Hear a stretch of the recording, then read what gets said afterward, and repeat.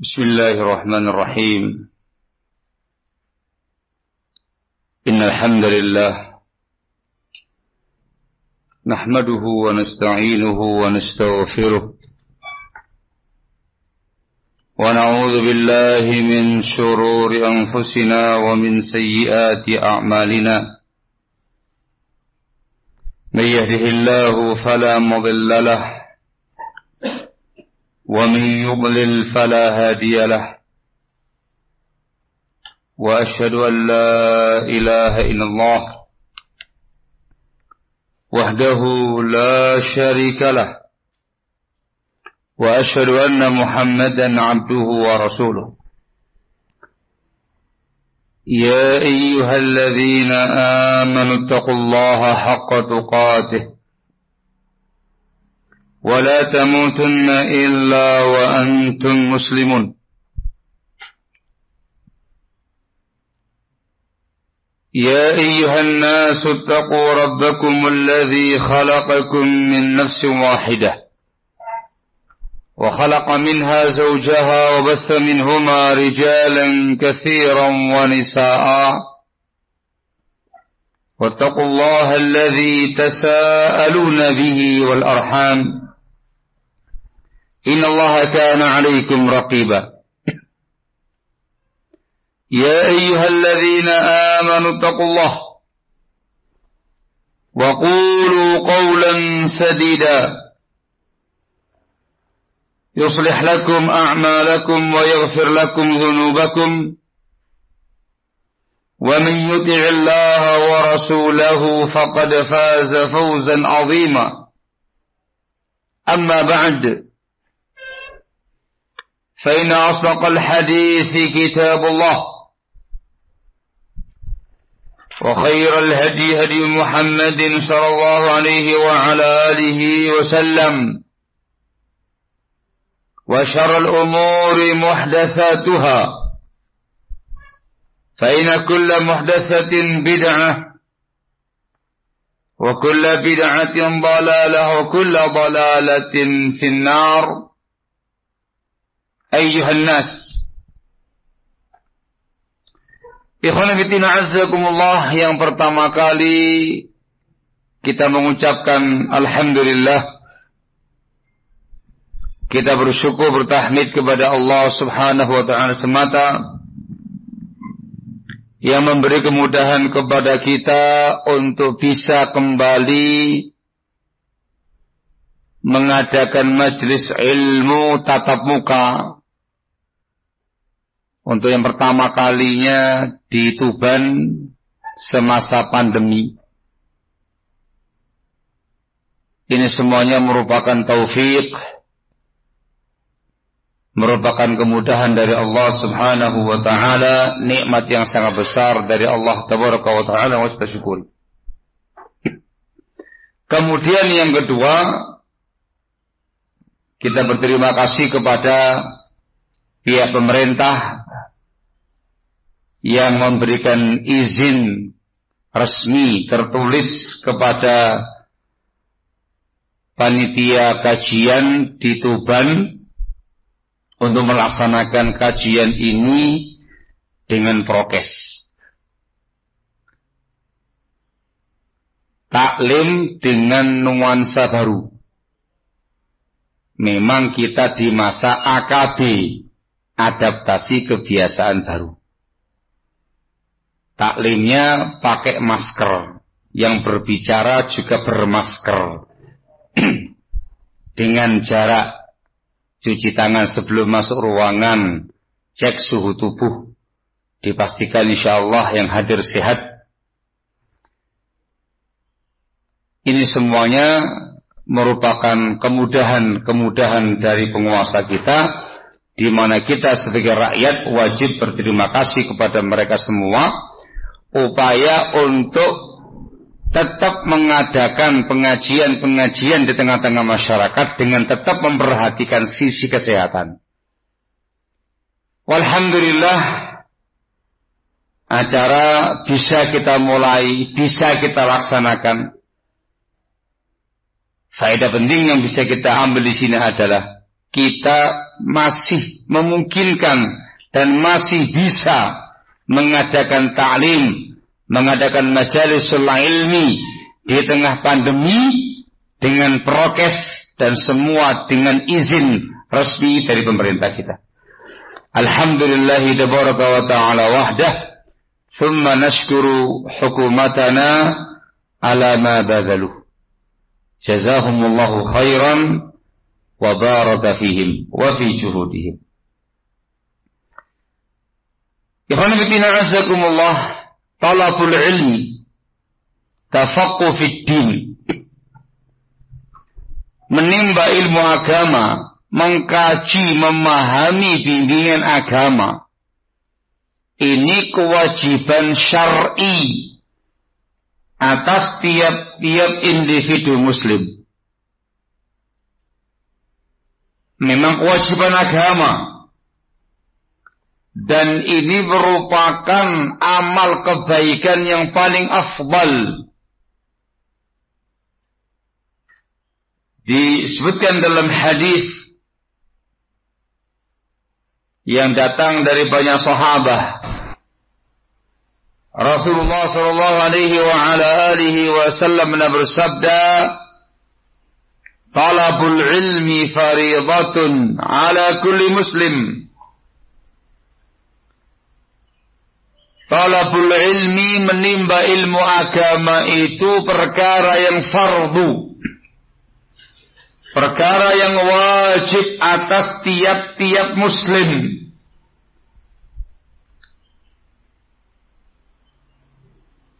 Ini sabda Rasulullah sallallahu alaihi wasallam. Dari sabda ini diambil faedah besar bahwasanya talabul ilmi ibadah. Menimba ilmu agama itu ibadah. Dari ibadah-ibadah kepada Allah Subhanahu wa ta'ala.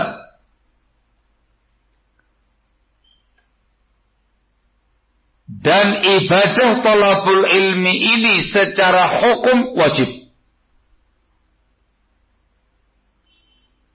Termasuk al-ibadat al-wajibah. Termasuk ibadah-ibadah yang wajib. Kemudian kewajiban di sini barakallahu fikum adalah kewajiban yang sifatnya fardu ain. Bukan fardu kifayah. Fardu wajib atas individu-individu muslim dan muslimah untuk memahami agamanya, untuk mendalami agamanya secara global, yang dengan itu dia tahu bagaimana berakidah yang benar, dia tahu bagaimana beribadah yang benar, dia tahu bagaimana berakhlak yang mulia, dia tahu mana perintah agama dia kerjakan, dia tahu mana larangan agama dia tinggalkan. Itu fardu ain, bukan fardu kifayah. Ketika dia hendak sholat, maka fardu ain atasnya untuk mengerti hukum-hukum sholat, tata cara sholat secara global. Ketika dia mau berpuasa, fardu ain atas dia untuk mengkaji hukum-hukum puasa, adab-adab puasa, dan hal yang terkait dengan puasa secara global. Dan seterusnya. Dia ingin berbisnis, maka dia harus mengerti tentang ahkamul buyu', bagaimana hukum-hukum Islam terkait dengan jual beli, terkait dengan bisnis secara global. Dia mau menikah, dia harus mengerti, memahami hukum-hukum pernikahan, etika pernikahan, konsep pernikahan dalam Islam secara global. Demikian seterusnya. Dia mau berpakaian, dia mau makan, dia mau minum, dia mau tidur. Apapun aktivitas dia, di situ dia harus mempelajari, mengkaji bimbingan Islam yang terkait dengannya secara global. Dan itu hukumnya fardu ain. dengan kesepakatan para ulama. Adapun yang fardu kifayah itu detail masalah ilmiah di masing-masing pembahasan. Detail tentang sholat, detail tentang puasa, detail tentang haji, detail tentang pernikahan, masalah berpakaian, masalah adab makan, adab minum, detailnya, apa dalil-dalilnya, bagaimana keterangan ulamanya, itu fardu kifayah. Ini perkara yang insya Allah dipahami dengan baik. Al-Imam Syafi'i rahimahullahu ta'ala,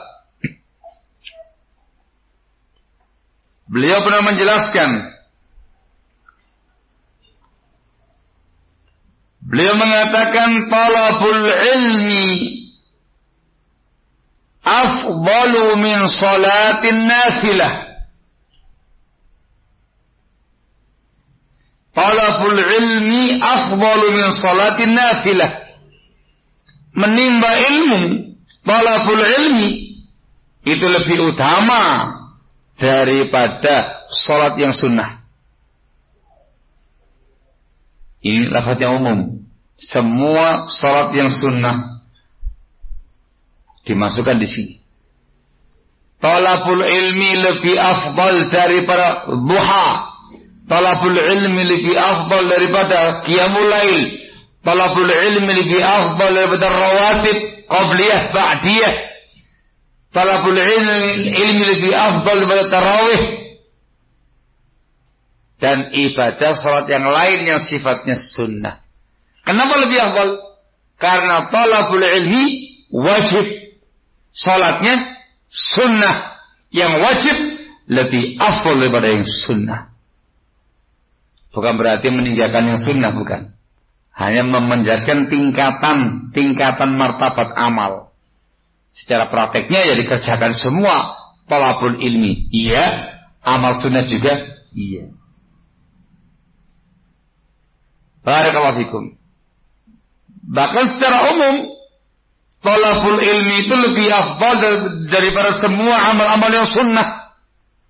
Baik sholat sunnah, puasa sunnah, sedekah sunnah, semua yang sunnah-sunnah yang belum sampai tingkatan wajib, maka talabul ilmi itu lebih afdal daripadanya.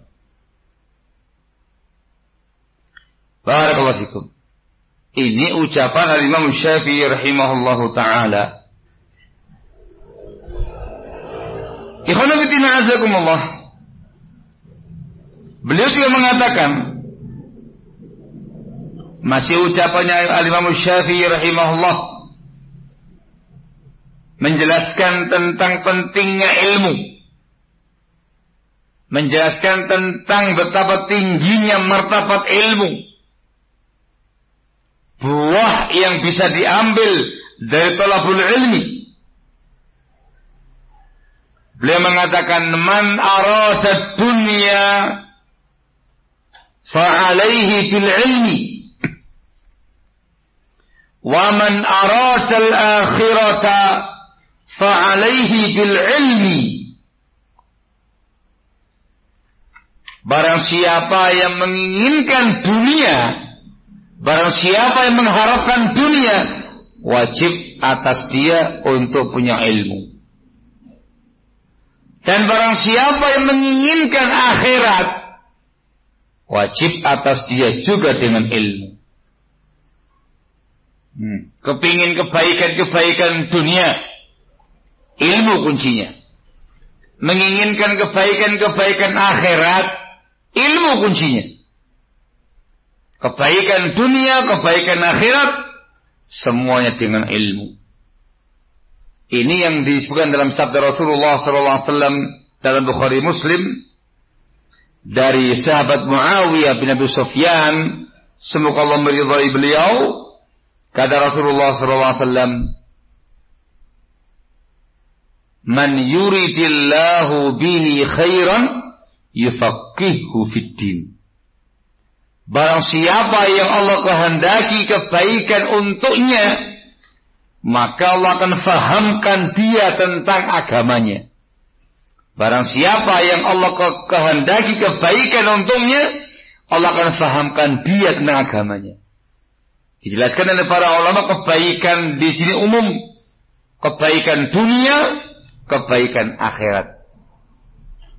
Apa kuncinya? Paham agama. Ketika Allah menghendaki kebaikan dunia untuk seorang hamba, Allah akan fahamkan dia tentang agamanya. Ketika Allah menghendaki kebaikan akhirat hambanya, Allah akan pahamkan dia tentang perkara agamanya.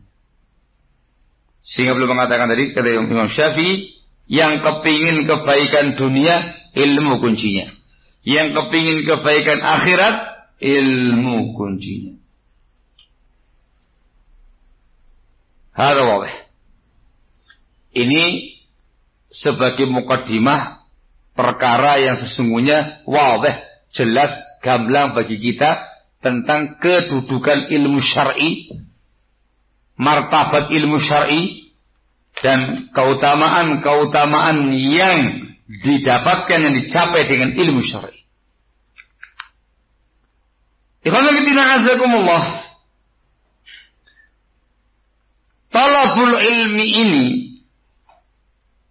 kewajibannya terus berlangsung sepanjang umur kita. Ini poin penting yang harus kita cermati baik-baik.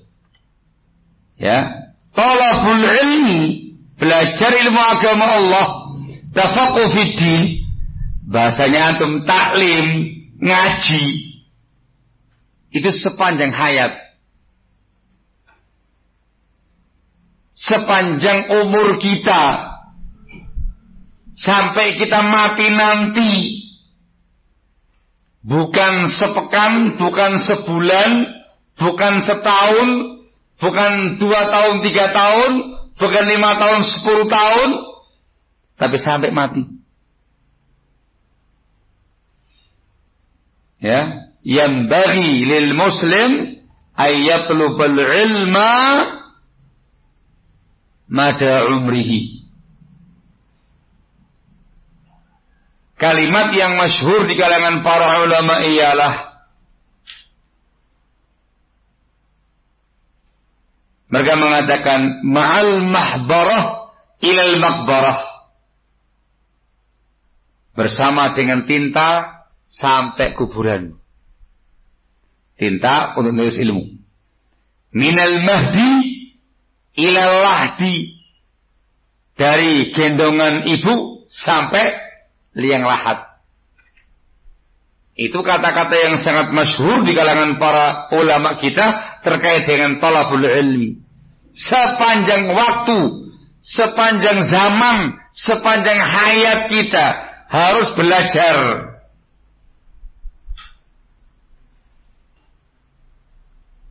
Pernah ditanyakan kepada Abdullah bin Mubarak rahimahullah, salah seorang imam besar pada masanya yang dikenal dengan ilmu dan kesolehannya, Abdullah bin Mubarak.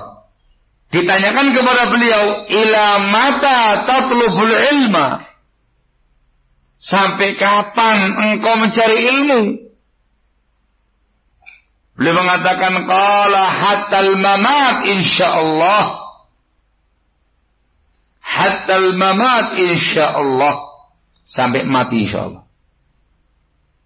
Ditanya, sampai kapan kamu belajar ilmu agama? Sampai mati insyaallah. Yang ditanya ini alim besar pada masanya, bukan orang awam, bukan muslim pemula. Yang ditanya alim, ahli ilmu, ahli hadis, ahli fikih, orang yang saleh, dikenal di kalangan para ulama dan muslimin di masanya. Yang ditanya seperti mereka, sampai kapan belajar? Jawabannya sampai mati. Apalagi kalau antum yang ditanya, sampai kapan taklim? Jawabannya sampai mati. Kalau seandainya di alam kubur ada taklim, di alam kubur juga taklim. Artinya kita dari nol betul. Bahwa beliaunya ditanya sudah alim besar pada masanya. Alim sampai kapan? Sampai mati. Alim masih belajar. Ahli hadis masih belajar. Apalagi kita yang masih nol.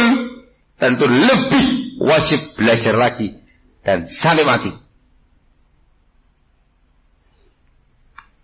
Barakallahu fikum. Ini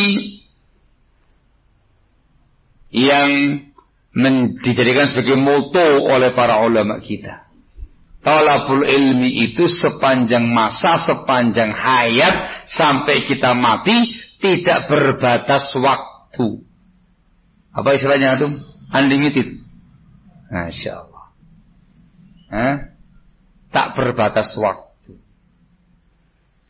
Baik, dari sisi ini pula barakallahu fikum, diambil faedah oleh para ulama kita, talabul ilmi itu tidak mengenal usia. Ini poin penting yang tambahkan. Talabul ilmi itu tidak mengenal usia.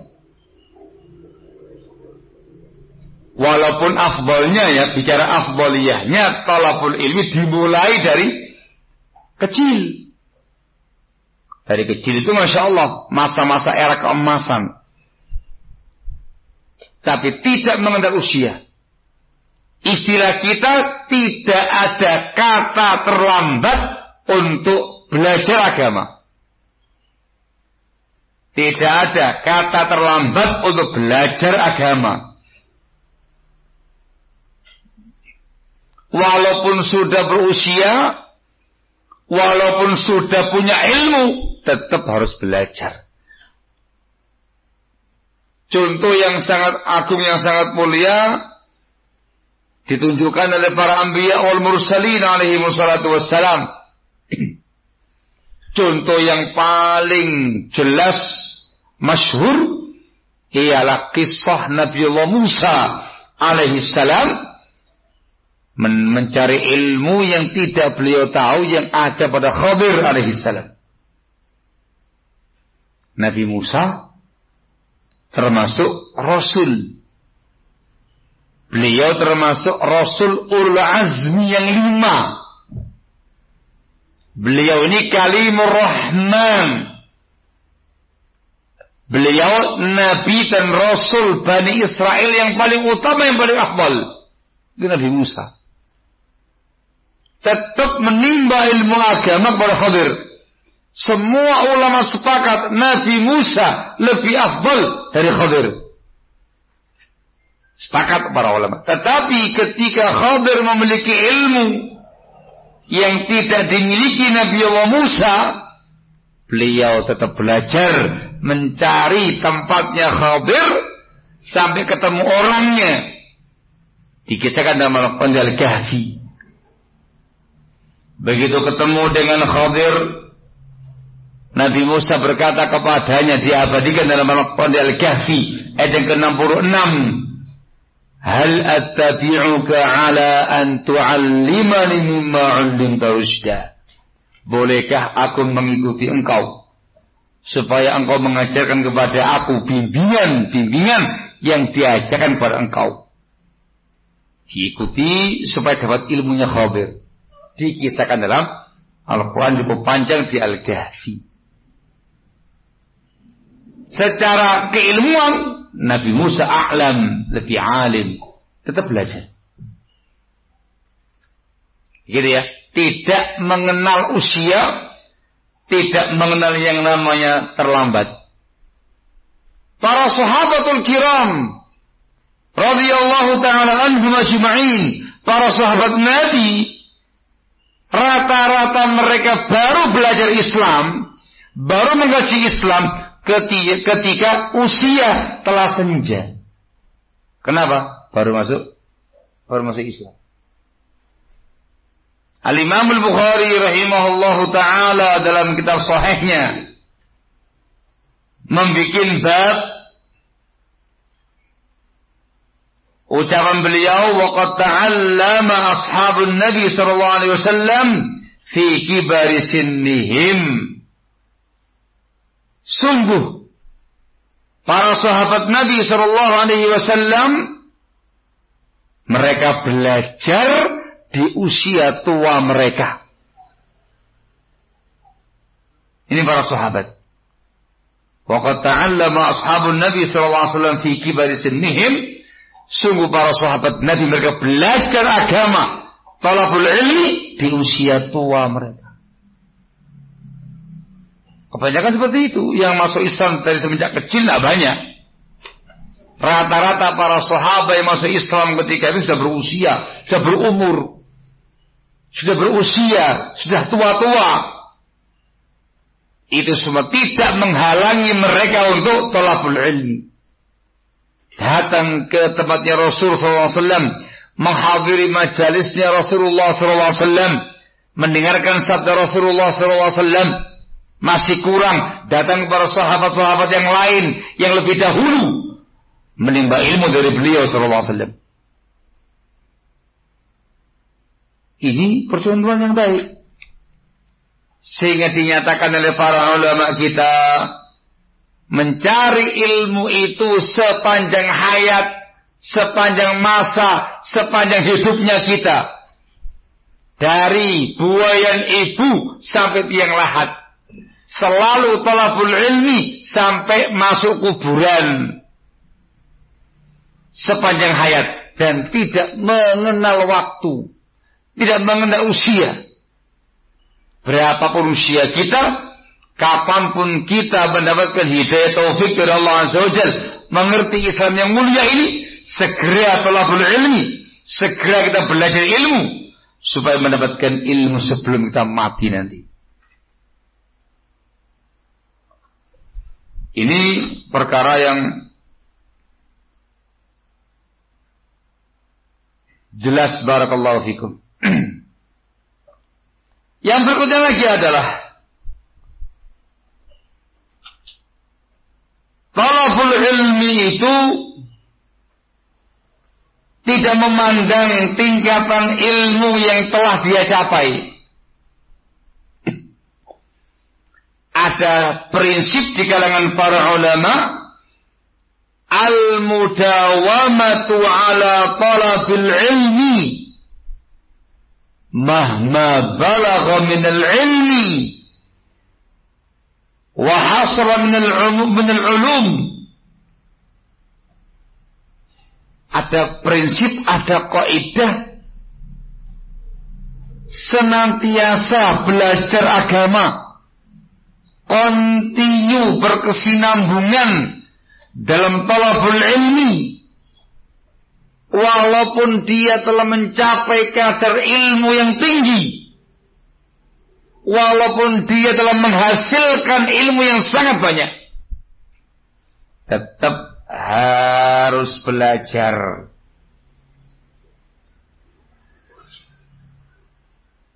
Jangan pernah mengatakan, aku sudah taklim sekian tahun.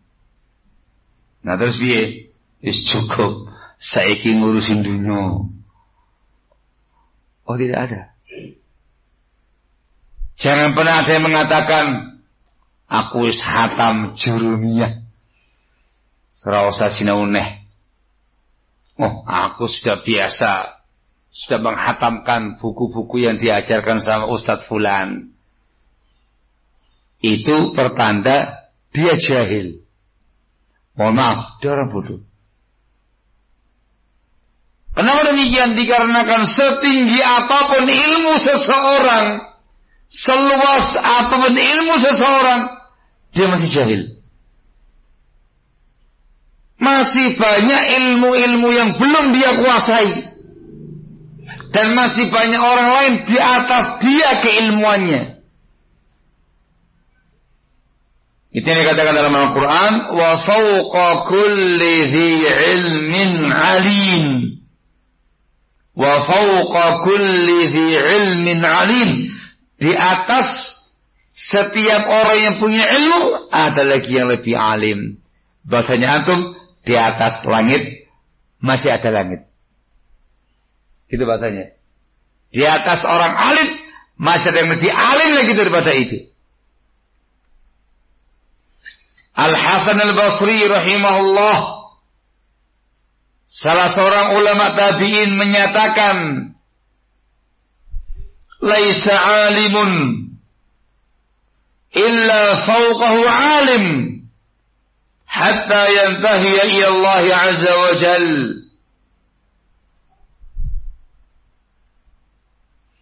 Tidak ada seorang alim pun melainkan di atasnya masih ada yang lebih alim sampai berhenti kepada Allah azza wa jal. Allah zat yang maha berilmu. Ilmu kamu seberapa? Apa yang telah kamu kaji? Apa yang telah kamu pelajari? Apa yang telah kamu pahami? Berapa kali ilmunya kamu? Oh, saya ngerti ini. Cuma ngerti tok. Di atasnya kamu ada yang menghafalkan apa yang kamu ilmui tadi. Di atasnya kamu ada yang lebih mengerti, lebih banyak lagi yang telah kamu ilmui. Oh, lebih banyak lagi. Wah, kelasnya kita orang, kelasnya cek-cek ya, akhi. Oh, dikatakan talibul ilmi aja, wallahu a'lam bishawab, apalagi dikatakan seorang alim. Jauh. Allahul musta'an. Diriwayatkan oleh Ibnu Abdul Bar dengan sanadnya sampai kepada Malik ibnu Anas sama Imam Malik rahimahullah.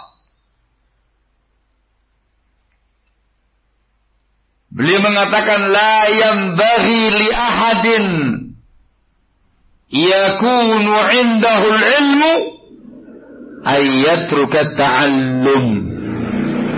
La yanbaghi li ahadin yakunu indahu al-ilm ay yatruka ta'allum. Artinya tidak sepantasnya bagi seseorang yang punya ilmu untuk meninggalkan belajar. Enggak sepantasnya.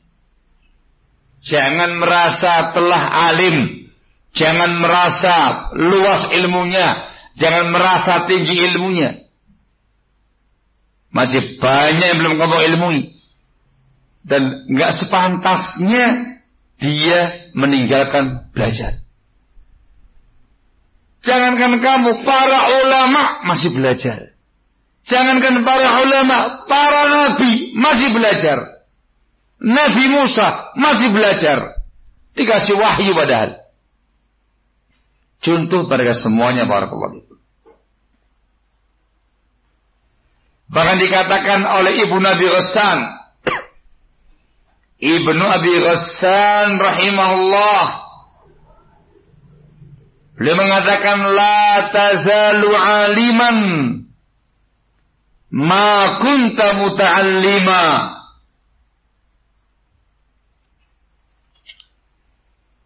Fa idza istaghnaita kunta jahila. Kata Ibnu Abi Ghassan rahimahullah, engkau senantiasa dikatakan alim selama kamu masih mau belajar. Kamu dikatakan orang berilmu selama kamu masih mau belajar. Maka ketika kamu sudah tidak perlu lagi dengan ilmu, maka kamulah orang yang jahil. Justru kamu orang jahil. Ini semua adalah kalam salaf, ucapan para ulama salafuna salih rahimahumullahu tabaraka wa ta'ala, menegaskan kepada kita bahwa talabul ilmi itu yang pertama selalu dilakukan sepanjang hayat, sepanjang masa, sepanjang waktu, tidak mengenal waktu, tidak mengenal usia. Yang kedua, thalabul ilmi terus dilakukan setinggi apapun ilmu yang telah kamu capai, seluas apapun ilmu yang telah kamu dapatkan. Terus belajar. Terus thalabul ilmi. Di atasmu masih banyak yang lebih alim daripada kamu. Masih banyak perkara yang belum kamu pahami. Sampai kamu mati nanti, barakallahu fikum.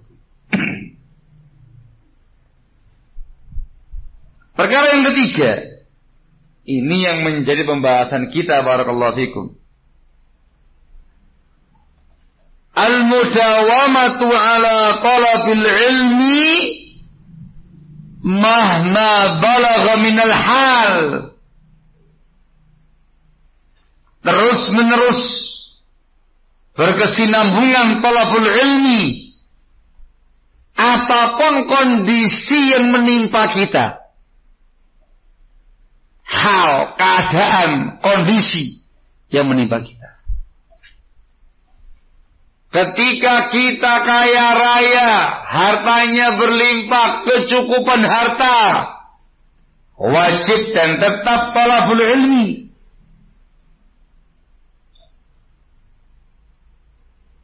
Ini sepakat insya Allah ya. Karena enak wis, gak usah mikirin maisha kan gitu. Maisha lancar.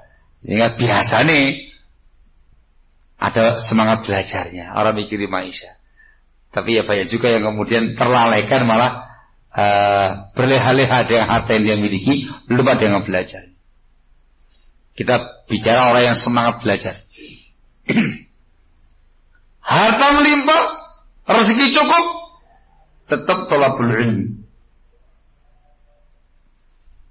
Dalam kondisi kita terpuruk ekonominya, sebagai orang yang miskin, sebagai orang yang fakir, sekalipun tetap harus belajar. Dan ini yang dicontohkan oleh para sahabatul kiram, semoga Allah meridhai mereka di awal Islam. Para sahabat Rasul yang statusnya masih budak, tetap talabul ilmi. Para sahabatnya Rasulullah SAW yang ashabus suffah, yang tinggal di emper Masjid Nabawi, talabul ilmi. Dalam kondisi mereka miskin, fakir, sebatang kara, nggak punya keluarga, ada yang tinggal di tempat asalnya, dia hijrah ke Madinah, makan apa adanya, pakaian jambang-camping. Kala itu tetap mereka talabul ilmi. Sahabat Abu Hurairah radhiyallahu anhu wa ardhah mulazamah, selalu menemani Rasul, mendampingi Rasul sallallahu alaihi wasallam sepenuh perutnya. Dalam kondisi kenyang, belajar sama Rasul. Dalam kondisi lapar, belajar sama Rasul. Suatu kali beliau biasa menaruh batu di sarungnya, di pakaiannya, di bagian perutnya itu, untuk menekan perutnya. Karena apa ini? Karena lapar. Datang ke rumah-rumah sahabatnya Rasulullah SAW. Awalnya sih kelaparan, siapa ngerti atau yang ngerti ngasih makan gitu. Begitu ketok pintu dibukakan oleh para sahabatnya Rasulullah SAW, berubah pikiran. Yang ditanya bukan masalah makan, yang ditanya hadisnya Rasulullah SAW. Dapat ilmu lagi. Sahabat yang mulia Abu Hurairah, semoga Allah meridhai beliau, berguling-guling di depan mimbarnya Rasul SAW. Orang-orang memandang beliau dikira orang yang terkena, orang yang kesurupan, orang yang gila.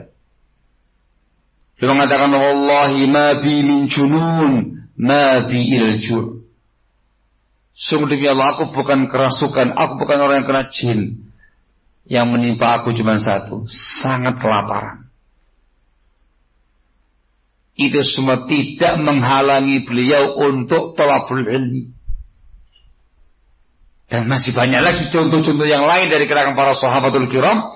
Mereka belajar ilmu agama dari beliau sallallahu alaihi wasallam dalam kondisi yang bagaimanapun.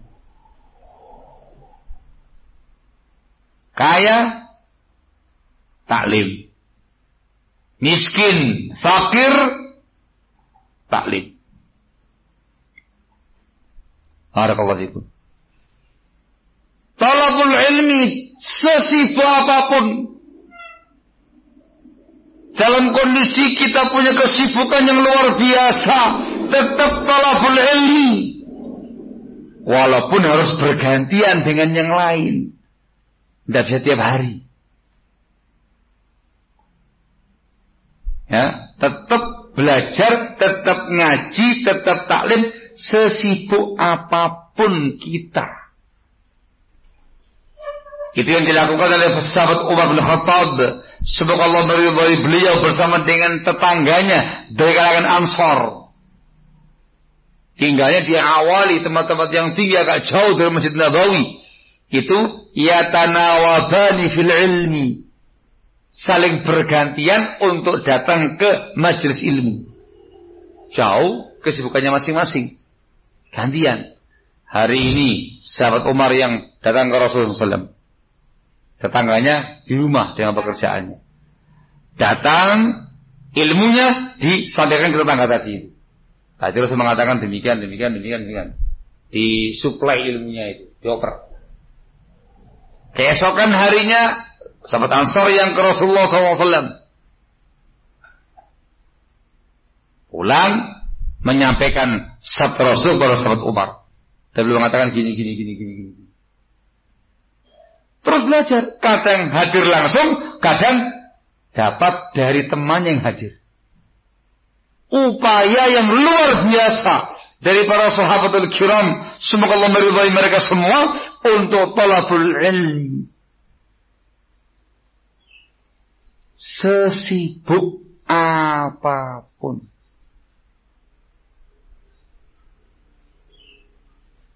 Talabul ilmi terus berlangsung, terus berkesinambungan dalam situasi apapun. Di zaman dahulu kala, barakallahu fikum, mereka tetap talabul ilmi walaupun posisinya, statusnya sedang perang, sedang jihad fisabilillah. Itu gak melupakan yang namanya ilmu. Nabi kita Muhammad SAW memberikan wejangan-wejangan tausiah ilmiah kepada para sahabatnya walaupun dalam posisi sedang perang. Itu kan kondisi yang tidak normal kan. Kondisinya lagi perang ini, melawan kaum kufar. Tetap belajar. Ketika sedang safar, perjalanan menuju ke tempat perang, dikasih bimbingan. Apa kalau perangnya itu ketika Ramadan, awal berangkat Rasul tidak memberikan bimbingan yang puasa silakan. Sudah mulai mendekati tempat di pertengahan jalan, beliau menghasung yang puasa silakan, yang enggak silakan, yang enggak puasa lebih afdal. Begitu pasukan keesokan hari berjumpa dengan musuh, beliau mengatakan berbuka puasa itu lebih afdal untuk kalian supaya lebih kuat melawan musuh. Ada ilmunya, dikasih bimbingannya. Ada sebagian ulama kita yang mengumpulkan hadis Rasul kala safar, dikasih klasifikasi. Ini sabda Rasul ketika safar, sabda Rasul ketika mukim. Itu mereka rinci untuk menggambarkan dalam semua keadaan, dalam semua situasi, kondisi yang tenang, kondisi yang menegangkan, kondisi yang mencekam, tidak pernah luput dari ilmu. Selalu talabul ilmi. Entah menyampaikan ilmu, mendengarkan ilmu, bertanya tentang masalah ilmu, share ilmu, posting ilmu, faedah ilmu, semua terkait dengan ilmu. Itu salafun saleh dalam semua keadaan.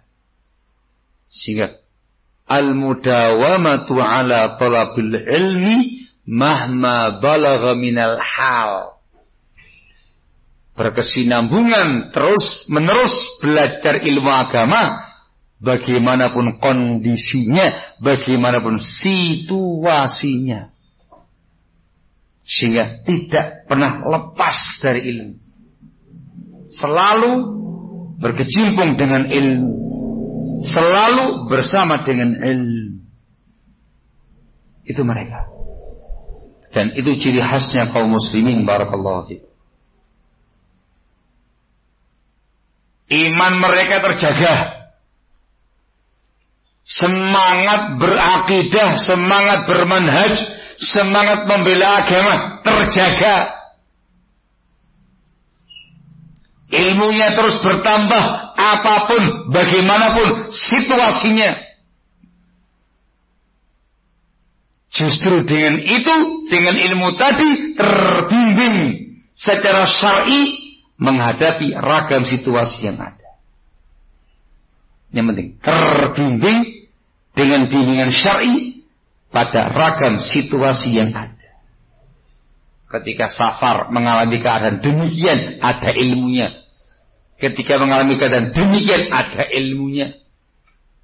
Itu semuanya dengan ilmu syar'i. Terjadi di zamannya Rasulullah SAW ketika jihad fisabilillah, safar dalam kondisi panas yang sangat terik, ada seseorang yang memaksakan kehendak, memaksakan diri untuk puasa. Panas yang sangat terik, perjuangan yang luar biasa. Dia sudah mau pingsan, tetap puasa sampai dia terjatuh pingsan. Dikerumuni oleh banyak orang, oleh banyak para sahabat. Rasulullah mengatakan, ada apa itu? Ya Rasulullah, fulan ibnu fulan, dia puasa tadi sampai pingsan. Maka Rasul mengatakan dalam sabdanya, laisa minal birri asyamu fis safar. Bukan termasuk kebaikan, bukan termasuk kebajikan puasa ketika safar. yakni ketika gak kuat dipaksakan puasa. Beliau mengatakan dalam sabda yang lain, "Dhahabal muftiruna bil ajr." Hari ini, saat ini, orang-orang yang gak berpuasa meraih semua pahala. Kenapa? Karena mereka yang menyiapkan tenda-tenda untuk yang berpuasa tadi itu, mereka menyiapkan segala sesuatunya, menyiapkan buka puasa segala macam. Sementara yang puasa lemes sudah, terkulai menunggu waktu berbuka. Yang bekerja, yang gak berpuasa. Rasul mengatakan, hari ini orang-orang yang gak berpuasa meraih semua pahala. Itu ketika safar. Itu ketika berjihad fisabilillah dalam kondisi yang gak normal. Dikasih ilmu, terbimbing dengan ilmu, dengan cara seperti ini.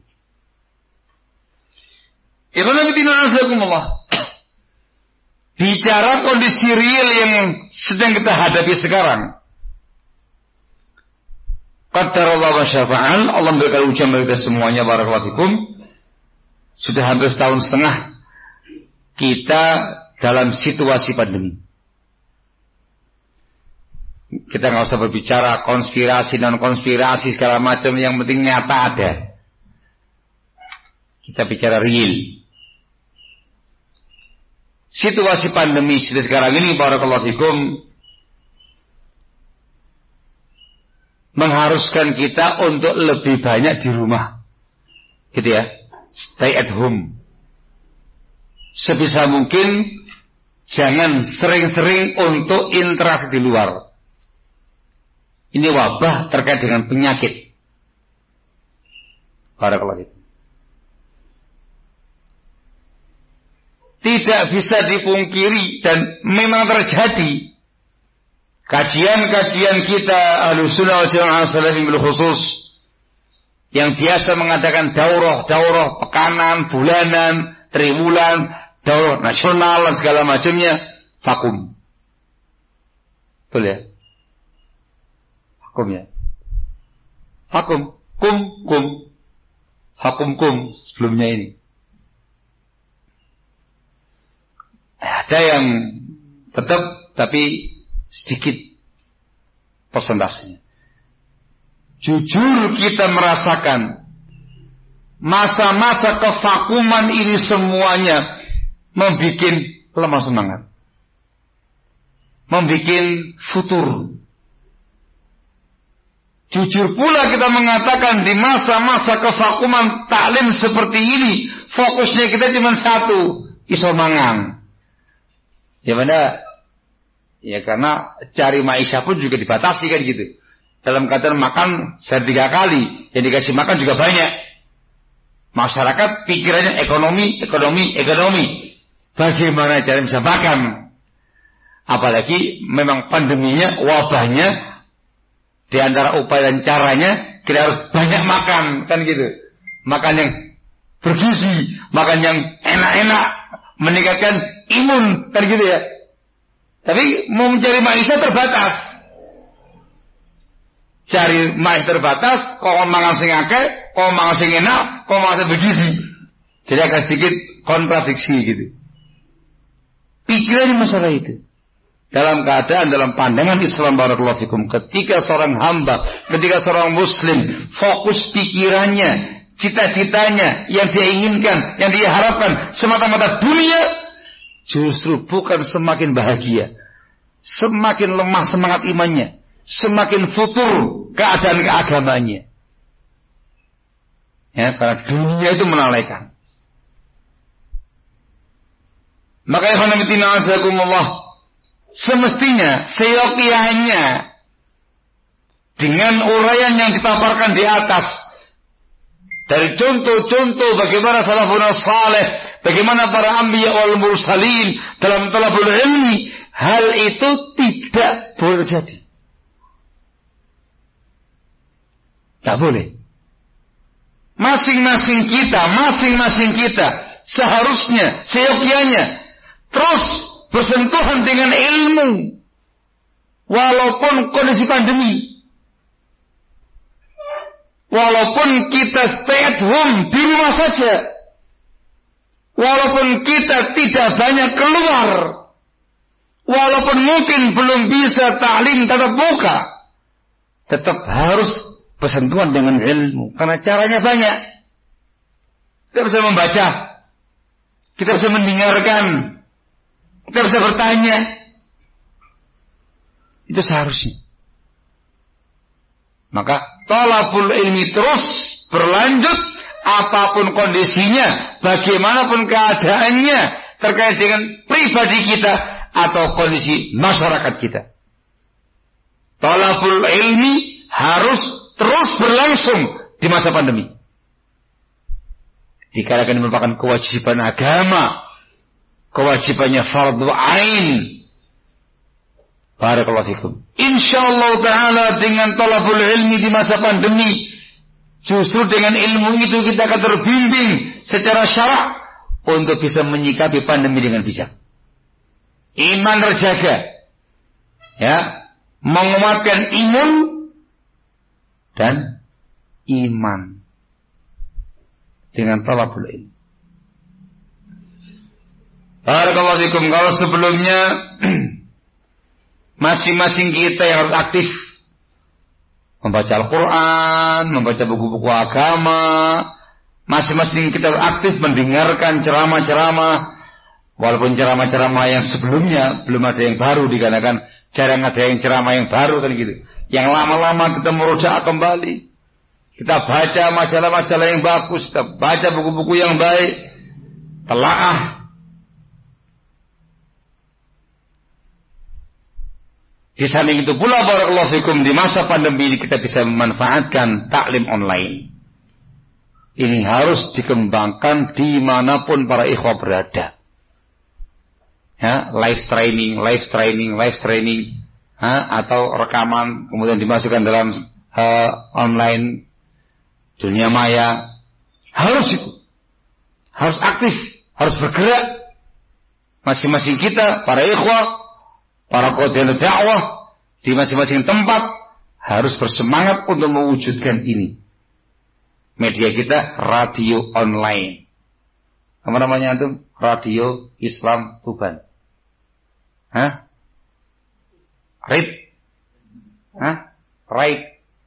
RIT, Radio Islam Tuban. Itu harus terus mengudara, jangan pasif, harus terus bergerak. Kita mainkan media sosial untuk kebaikan, medsos yang bermanfaat untuk kemanfaatan kita, agama kita, ilmu kita, dan yang lain-lain. Era sekarang ini barakallahu fikum, walaupun pandemi belum selesai, upaya berikutnya ialah seperti yang kita lakukan saat ini. Membuat proposal izin kepada pemerintah kita untuk kembali menghidupkan majelis-majelis ilmu tatap muka dengan persyaratan izin dari penguasa kita. Dalam izin itu dipersyaratkan adanya prokes dalam taklim kita. Maka ini semua barakallahu fikum harus disemarakkan, harus dimulai oleh semua ikhwah di semua tempat, di semua daerah. Mari kita semarakkan lagi taklim-taklim kita, majelis-majelis ilmu kita di masa pandemi ini dengan AKB, adaptasi kebiasaan baru, taklim dengan prokes, dengan izin pemerintah kita. Insya Allah ketika kita mengajukan dengan cara baik-baik, barakallahu fikum kepada mereka, dan kita punya kemampuan untuk mewujudkan persoalan yang ada dari mereka, akan bisa dikerjakan dengan baik, barakallahu fikum. Dan tidak menghalangi khidmatnya sebuah ta'lim, tidak menghalangi kekhusyuan sebuah ta'lim, walaupun terbatas, mungkin ikhwan saja, ummahatnya menggunakan live streaming, pemanfaatan media, iya, juga tatap muka untuk menjaga iman kita, di samping menjaga imun kita. Jaga imun, tingkatkan imun, jaga iman, tingkatkan iman, dan ada yang ngurus masalah amannya. Barakallahu fikum.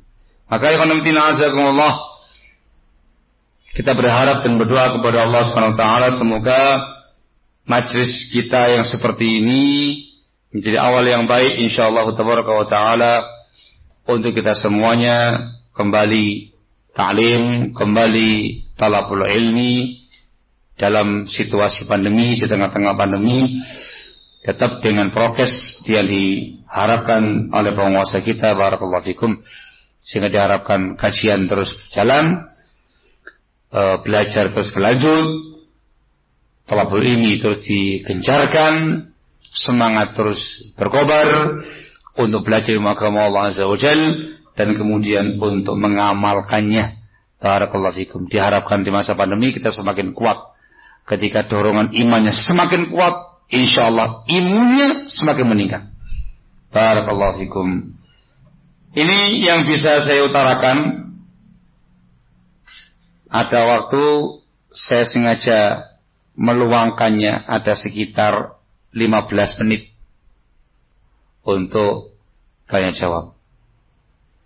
Acara kita hanya sampai maghrib ya. Janji loh yang maghrib ya.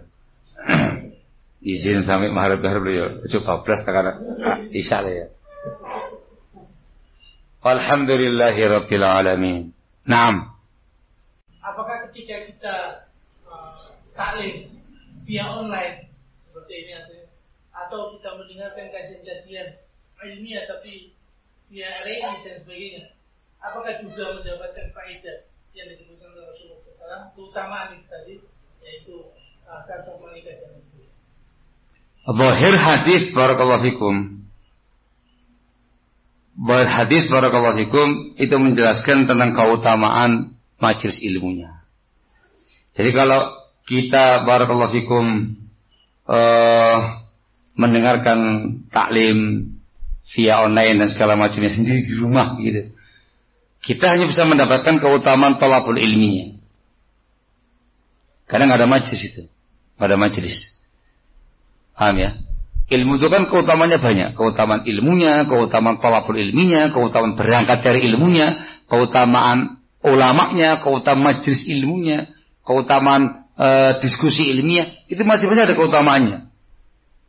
Zahir hadis menunjukkan ketika kita sendirian di rumah hanya mendengarkan live streaming dan segala macam, keutamaan ilmu dapat, keutamaan talabul ilmi dapat, majelis tidak, dikarenakan nggak ada majelis. Itu kenapa kita harus semangat lebih untuk menyemarakkan kembali, menghidupkan kembali majelis ilmunya. Kayak sekarang ini para pon. Ada keutamaan tapi sisi yang lain. Para pon, dikarenakan zahir hadisnya sebuah tempat, ya, sebuah tempat majelis mereka suatu kaum yang mereka saling mudarasah Al-Quran, saling mengkaji Al-Quran. Itu kumpulan banyak orang, namanya majlis. Kasih namanya majlis. Dapat keutamaan, tapi untuk majlis tidak. Bahirnya demikian. Allahu tabaraka wa ta'ala alam bisawab. Jadi kalau misalkan majlis kayak sekarang ini mau bikin sebuah majlis tapi online, ustadznya di tempatnya sendiri, antum di sini diperdengarkan secara online, insya Allah dapat. Insya Allah semoga dapat dikarenakan bahirnya adalah sebuah majlis yang diadakan untuk ilmu, walaupun pembicaranya nggak langsung tatap muka. Semoga dapat. Wallahu tabaraka wa ta'ala alam bisawab. Monggo. Bisa yang lain. Selagi saya jawab. Monggo. Gimana? Tapi mudah Pak ya? Iya. Itu karena pernah dengar hasil tertentunya. Alhamdulillah Imam dan Rasul dari kaum Mubarak. Nah, itu pelaksanaannya kita tetap ngomong pada walakan atau langsung. Jadi sampai mau bagaimana kita langsung. Yang setahu saya doa i'tidal itu ada yang simpel, ada yang panjang. Ada yang pendek, ada yang panjang. Sami Allahu liman hamidah Rabbana wa lakal hamd. Itu kan pendek. Itu ada doa yang panjang. Itu namanya tanawu, disebut dengan tanawu, keragaman saja. Antum bisa membaca yang pendek dikarenakan diperbolehkan secara syar'i. Sami Allahu liman hamidah Rabbana wa lakal hamd. Sudah itu tak berhenti. Silakan.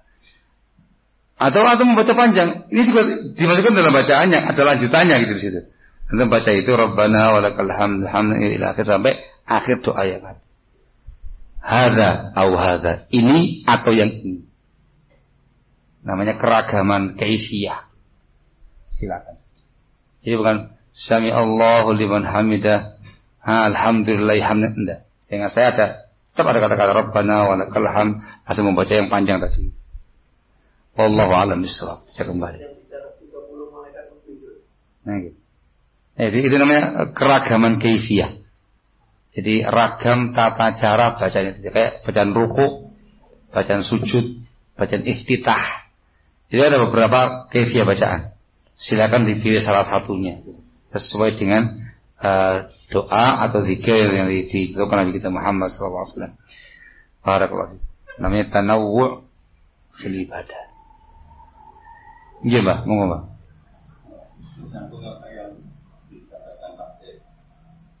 Ketika imam membaca Sami Allahu liman hamidah, makmum Rabbana wa lakal hamd. Berarti makmum tidak ikut Sami Allahu liman hamidah. Itu dua pendapat.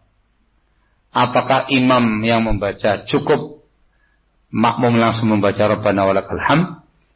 Satu pendapat. Ataukah makmum juga membaca Sami Allahu liman hamidah Rabbana wa lakal hamd? Ini pendapat yang kedua.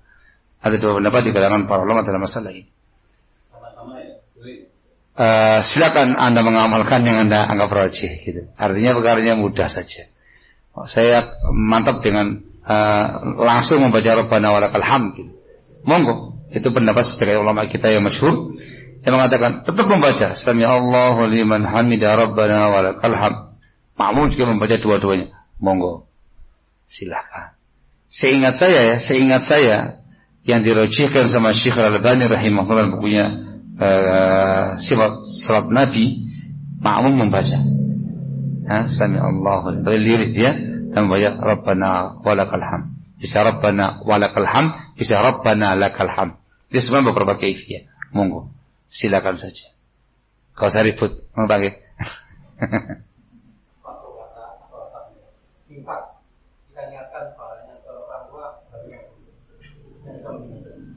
Orang tua telah wafat. Anak, kita sebagai anak menginfakkan harta atas nama orang tua. Gitu. Hartanya orang tua atau hartanya sendiri? Harta pribadi. Tapi terkait dengan bab sedekah, para ulama mengatakan nyampe pahalanya. Bisa seorang anak bersedekah atas nama orang tuanya. Bisa, untuk sedekah itu bisa. Dalam bab ini mereka mengatakan yang namanya anak itu adalah usahanya orang tua. Di doa nyampe, sedekah nyampe, kemudian nadarnya orang tua, wasiatnya orang tua nyampe. Ada beberapa amal yang disebutkan dalam nas hadis nyampe. Hukum asalnya masing-masing orang itu mengamalkan amalnya sendiri. Masing-masing orang mendapatkan pahala dari amalnya sendiri. Allah mengatakan dalam firman-Nya, wa alaysa lil insani illa ma sa'a. Dan masing-masing insan tidak mendapatkan pahala kecuali apa yang diamalkan sendiri. Itu hukum asal. Ada beberapa amalan yang disebutkan dalam nas hadis atau juga nas ayat yang mengatakan itu nyampe. Ketika ada hadisnya maka nyampe. Ketika tidak ada riwayat dan dalilnya maka tidak nyampe. Hukum asal masing-masing. Juga terkait dengan dosa, juga demikian masing-masing dosa ditanggung oleh pelakunya sendiri-sendiri. Wala taziru waziratun wizra ukhra. Sebuah jiwa tidak menanggung dosa jiwa yang lain. Kecuali apabila dia berwasiat untuk dikerjakan dosa tadi, atau dia mendakwahkan dosa tadi diikuti sama yang lain, maka dosa jariyah namanya. Sehingga tidak dinafikan secara mutlak, tidak dibuka lebar-lebar secara mutlak. Sebagian pihak mohon maaf terlalu memperluas masalah ini, sehingga semua dikirim. Apa yang dikirim? Nah, itu kurang tepat. Yang betul dikirim pada amal-amal yang memang ada dalilnya, pahalanya sampai kepada sang mayit. Jadi paham ya? Terus pakai dalil secara khusus. Ustaz, anda baca Al-Baqarah tak kirimkan ke orang tuaku ya? Jawabannya dalilnya ada enggak? Dalil khusus yang mengatakan baca Al-Baqarah sampai kepada al-mayyit. Kalau ada, amalkan. Kalau enggak ada, jangan diamalkan. Jangan mengatakan, kan baca Al-Quran kan bagus. Loh, kita nggak bahas sisi itunya. Baca Quran itu ibadah karena sangat mulia. Yang ditanyakan bukan baca Qurannya, tapi pahala baca Al-Baqarah dikirim ke orang lain. Ini yang harus pakai dalil. Ketika ada, silakan. Kalau tidak ada, jangan. Sakit bapakku, lesbi mana yang dewi-dewi? Gitu ya. Cari amal yang lain. Dan yang paling bermanfaat, doa anak soleh. Itu yang paling penting. Wallahu a'lam bishawab. Kurang 7 menit. Kurang siapa Pak? Saya pakai tengok Pak.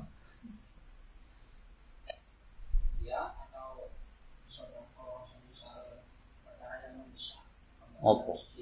Tapi atapnya enggak kan waktu rusak. Atau sesuatu yang memang sangat bisa untuk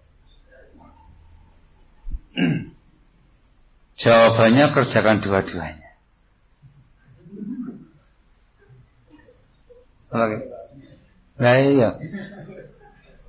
Ta'awun masjid iya, udhiyah juga iya. Yang penting kan keikhlasannya. Aduh. Ini danaku ini 5 juta ini. Iki ke korban iki sapi ini gede paling gak 4 juta ini. Karena sayu toh. 1 juta ketika masjid. Tidak ada batas minimal sedekah. Yang penting keikhlasannya. Hatta antum nyumbang untuk masjid 1.000. Ikhlas besar pahalanya. Paham ya? Nah iya, kenapa harus milih salah satunya? Mending kerjakan dua-duanya lah. Besar pahalanya kok.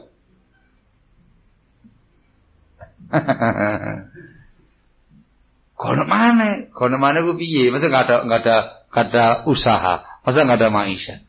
Sebulan lagi, masih 1 bulan lagi. Insya Allah masih ada yang lain. Jadi punya prinsip itu kerjakan semua kebaikan. Jangan pilih-pilih. Ini iya, itu iya. Mungkin pertanyaannya itu waktunya mepet. Mungkin gitu ya. Ini sudah diminta oleh panitia korban uang yang mau berkorban, uang korban kumpulkan malam ini. Kalau mau korban kambing yang dicari harga 3 juta, yang gede. Antum mau punya untuk itu, antum punya mau 3 juta. Mau nyerahkan ada pengumuman masjidnya tapi bocor tahun gitu. Ya masa nggak ada uang lagi di rumah, masa 3 juta toh? Nggak, masa iya sih? Ada kan di rumah kan ya, walaupun tidak sebesar 3 juta kan gitu ya. 3 juta belum kurban ke rumah, dek anak kira dek, kan gitu ya. 50.000 untuk masjid. Yang penting keikhlasannya. Ngerti nggih? Selagi bisa semuanya, jangan dipilih-pilih. Dan tidak harus besar. Yang penting itu seikhlasnya kamu, semampunya kamu. Barakallahu fikum. Wallahu a'lam bishawab. Masih kira ada waktu 4 menit.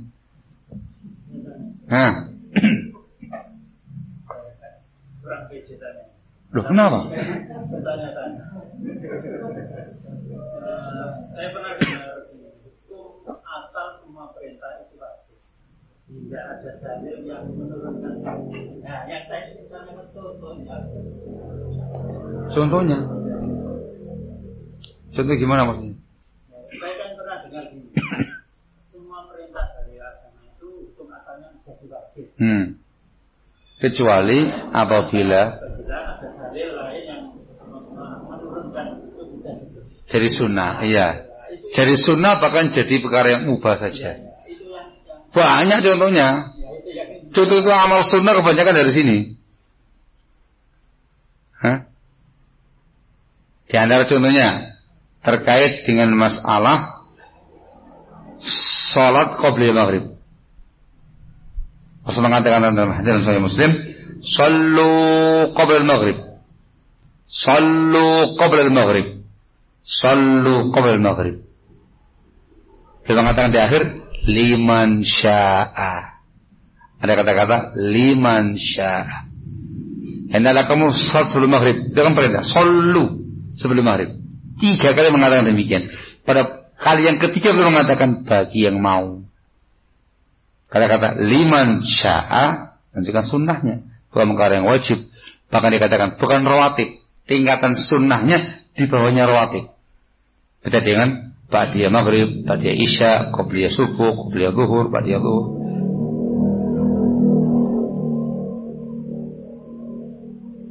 Pas maghrib ini di wilayah saya. Ya insyaallah. Mana lagi? Teman banyak lagi yang lain. Itu disebutkan dalam ilmu usul fiqih. Jadi perintah hukum asal adalah wajib, terkadang berubah menjadi sunnah karena ada dalilnya. Tentunya ini. Terkadang itu sebagai bimbingan saja, namanya irsyad. Jadi afdaliyah begitu. Ini contohnya. Kadang mubah saja. Contohnya gitu. Ini semua dibahas dalam kaidah usul. Ngerti nggih? Cekap Tuban Gresik padha itu? Oh. Beda apa? Oh, enggak maksudnya. Waktu sholat maksudnya aku. Lebih lambat jantunnya atau mendekat ke arah Jawa Tengah ya? Yes. Ya wis ngono, Pak. Sekarang jam 5.24 kurang semenit lagi atau azan. Saya kira cukup sekian karena selebihnya kita persiapan untuk hari. Semoga manfaat, semoga menjadi awal yang baik untuk kelanjutan taklim kita di Tuban dan teman-teman yang lain. Tetap semangat, thalabul ilmi, apapun kondisinya, bagaimana keadaannya, walaupun di tengah-tengah pandemi. Lanjutkan belajar kita untuk meraih pahala dari Allah dan menambah keilmuan kita sehingga beramal dengan dasar ilmu yang syar'i. Alhamdulillah, subhanaka wa bihamdika asyhadu an la ilaha illa anta astaghfiruka wa atubu ilaik. Walhamdulillahi rabbil alamin.